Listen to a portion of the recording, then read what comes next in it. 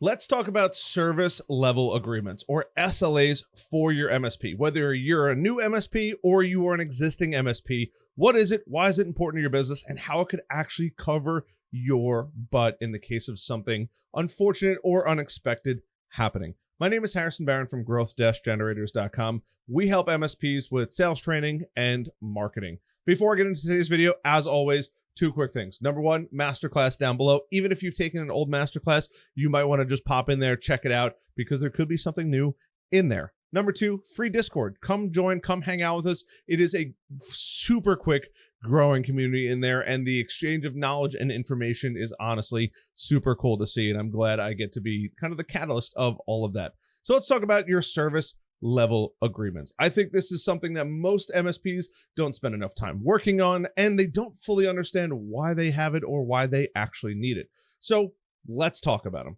First is we have to define the purpose of an SLA. A SLA, or service level agreement, is exactly what it sounds like when you break it down. It is the service level that you provide or agree to provide to a customer. So that could be the response time, that could be the ticketing time, that could be the hold times, that could be anything that you actually plan on doing for a customer. That is your service level agreement. Spoiler alert, and a little bonus nugget, try to keep the same one for all of your customers, and I have some extra bonuses coming at the end. But a service level agreement should outline what that customer is actually paying for. Now, it's not going to be on a customer by customer basis, but you're pretty much going to be selling most of the same package to every single MSP out there. That's the benefit. You're not MSP, customer out there. You are the MSP. You should also have in there the level of performance that you plan on providing. That could be the response time, that could be answering time, like I said, that could be ticketing time, that could be, hey, for basic level tickets, we plan on taking care of them within 2 or 3 hours. And then if it gets escalated, hey, what does that escalation time actually look like? And then any penalties, right? Because we're all human, we make mistakes. Sometimes things don't go according to plan. So how you plan on fixing certain things and the penalties that will incur. So for example, if you fail to meet your SLA, is the customer actually, do they get anything back for it? Do they not get anything back for it?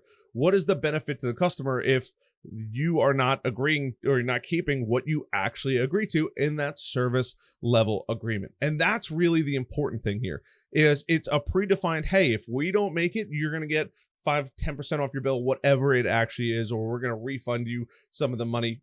You can figure out that yourself, but there should be, hey, if we do realize that this is a higher tier, right, it goes into a new bucket of what the customer can actually expect. But that's really the basis of it, is you have to make sure that it clearly defines all of that. So let's now talk about the importance of it, because I don't think enough MSPs really understand how critically important your SLA actually is to the business. So obviously, number one, it's going to give the expectations, what the customer can actually expect to get in return. But not only is it the expectations, but it's your quality assurance. So just like we pay for a insurance policy or anything of that nature, it's kind of just, hey, this is what it falls into, and this is how we plan on remedying it. But it also holds you to a level of quality that you can either make super tight and a tight run ship, or you can make it a little bit more loosey-goosey and relaxed.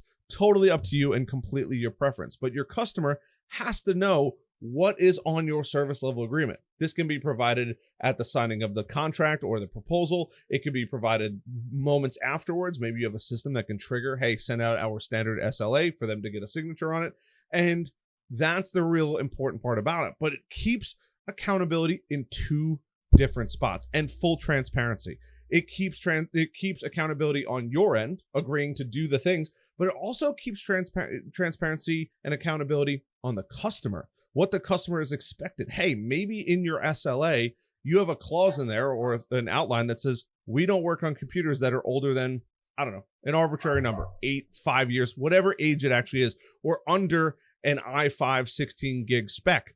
That's the coolest part about it, is you can actually build out those characteristics in there. So when they do sign up, and you might know this going in and you might have a talk with them, but hey, if you do have a computer on the network that is super old for longer than, I don't know, 60, 90, 100 days, whatever your number is, the customer has to know that they are going to be forced to replace it, or then they're not holding themselves accountable, and that can be built into your SLA. And then the most important part is that dispute resolution. If you don't meet this, what actually happens? Do you get charged more? Do you have to pay more money? You can have that all built out. So when that customer actually gets to see that SLA, yeah, it might be a little bit of a shock to them, but hey, it keeps you out of boiling water, the MSP owner, but it also helps keep that customer knowing, hey, I'm working with a very serious company, a company that genuinely wants the best for us. And if we're using old, bad hardware or stuff that just isn't up to today's standards, that could be a serious issue that you're dealing with and you might have to deal with. That SLA covers your own butt, but also helps cover the customer's butt in there. So let's talk about crafting an effective SLA, service level agreement. By the way, if you've made it this far in the video, I would appreciate a like, a subscribe, notification bell. And if you'd like an SLA, there you can go grab it through the Launchpad, or I have a secret project I'm coming up with in the near future where you'll be able to grab it in there. So you can have a templatized one and start rocking with it. So let's talk about crafting an effective SLA. Here's the third part of this video. Number one is identify your levels of service, right? You're probably going to go to market with usually about 3 options. You have good, better, best, whatever you want to call them, whether that's bronze, silver, gold, platinum, basic, pro, pro plus, A plus, A plus plus. You could come up with whatever names you want. That's totally up to you, right? But the first thing is identifying what services that you're going to have and what falls into what category of service, because you're probably not going to be giving out the same SLA, or it might be the same SLA with different clauses in there for your A++ or your top tier versus your most basic tier. That wouldn't make sense. That would provide no additional value. So you might have to have it broken down into the good, better, best options and what that customer can expect at each point. Next is going to be measurable and achievable. Keyword, achievable metrics. Metrics that you think that you can actually stick to. That's really important, because you might be able to get the greatest SLA written and you think you might actually be able to provide the best service on the planet, which I hope that you genuinely do. But if you don't write it down, it's pretty hard to stick to it. You could just say, hey, well, you know, we're going to get to you when we get to you. Okay, well, that doesn't really help your customer and doesn't really help you either. It's not the worst agreement in the world, but there is a downfall to that to be aware of, and just know that it could happen. The next is going to be flexibility and scalability in your SLA. Your SLA can actually say, if you have a new employee, a new computer hit the network, we are actually responsible or inclined or required to bill you more to provide more service. So it allows you to scale as far as finances go, but it also allows the customer to know, hey, as we grow, we're going to expect more in our bills we have to pay that because we want the same response time, whether it's an hour, 2 hour, 15 minutes, whatever it is that you decide to do, but everything covered in here. That's really the important thing to understand, is you can't, if you're not measuring anything, you can't really be held accountable for it. You have to actually have that. And it could be on the customer's end too. It doesn't just have to be all about you. Yes, you're the one providing the service, but scalability and flexibility and measurable metrics on the client side. Hey, when we call in, we're actually going to be able to talk to that person within 15 or 30 minutes or an hour, or that person's going to be able to get back to us unless they're out sick. So we can close that ticket. This is where things get a little strange, but at the same time, once again, covering the tuchus. That's the important part, right? You want to cover your rear end so that way if something does happen, you're not held on the hook for it. Same thing with the customer. And then regularly review and adjust your SLA. From your developing your first SLA to a year, 6 months, even 3 months from now, you might realize, hey, I got to mark this sucker up like crazy. And that's okay.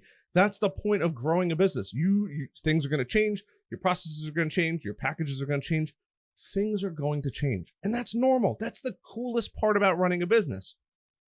Your SLA has to reflect that. Yes, I'm super excited that you're growing and all that, but don't let this thing fall through the cracks. This thing should either be tattooed on your arm or slapped up on the wall, because it is a document that you should base a lot of your help desk support requirements and anything like that on. And your entire team, especially the techs, should know it like the back of your hand, or their hands, I should say, because it's something that you have to legally stick up for. It is a legal document when both parties sign it as far as the agreement actually goes. Now, I'm not just going to tell you all this good information without telling you the pitfalls of a bad SLA. So number one, the absolute worst. It's too vague.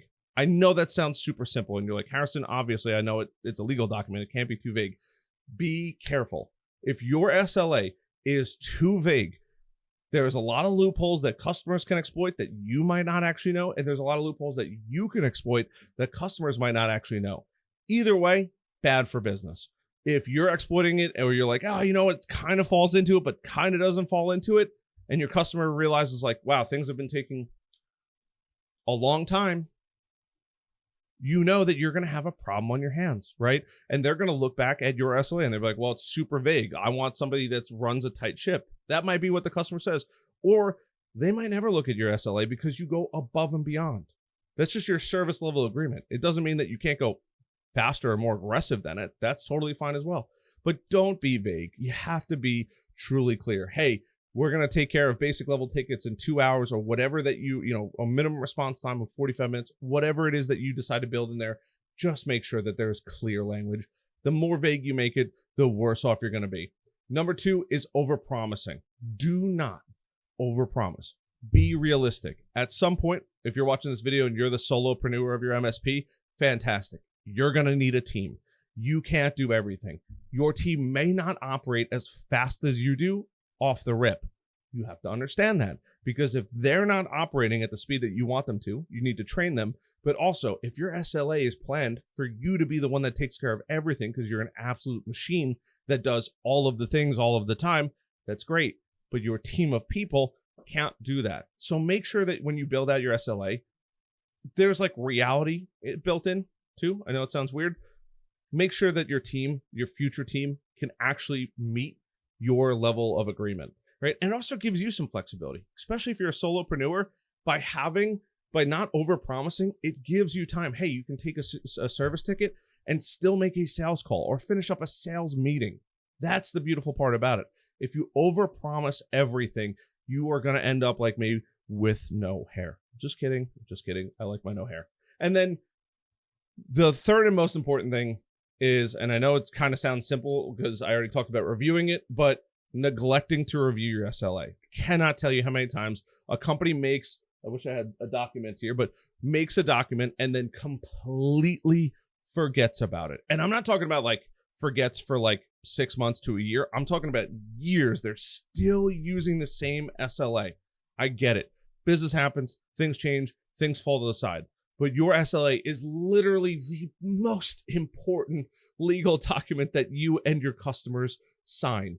Don't let it fall to the wayside. Every 3 to 6 months, review it. Heck, if you put it up on your wall somewhere in your office, just stand there one day. When you're drinking your coffee, read through it. I know it sounds super silly, and you're probably like, Harrison, that's the dumbest thing in the world. But grab your coffee, grab your water, and just sit there and read the thing. You'd be surprised, slowing down, and just, oh, I didn't know that line said that. I might need to redo it. That's something great. And kind of one little bonus tip, if you change anything in your SLA, good or worse, get all of your customers on the same SLA. It is the worst thing in the world to have a multi-version SLA. If you want to, put at the bottom of it, SLA subject to change without warning customer. See our privacy policy page or our SLA, our public SLA agreement to see your updated version. I'm not a lawyer. I'm sure a lawyer could write something up like that for you. So you only have to change one spot, or get DocuSign and have your DocuSign, have all of your customers DocuSign it, and you're good to go. But you should have, realistically, unless special circumstances, one service level agreement across the board. Do not give yourself more headaches. Anytime you revise it, the first one you're going to spend a lot of time on, but make sure you review it as time goes on. As you build the team and things start to get kind of hectic, you have to sit down and go through that. And ask a friend, jump in the Discord. That's totally free. Ask them, hey, this is my SLA. What is everyone's thoughts on it? This, that, and the other thing. It'll give you ideas of what to do, what not to do. It's why I'm building this community, to help you grow, to help you build your MSP. It is a completely free. I don't ask for an email. You can hop in there, hang out. I sometimes even do free trainings in there, but it's really a resource that is designed to help you grow and fix small problems like your SLA or reviewing your SLA. So I hope you guys found some value in this video. If you've made it this far, like, subscribe, notification bell. I appreciate all of that. Check out the masterclass. Check out the free Discord. I am working on a ton of really, really cool stuff as I'm recording this video with some exciting news in the next about month. So I will see you guys in the next video. I love the heck out of all of you guys. I appreciate you watching this video, and I will see you on the next one.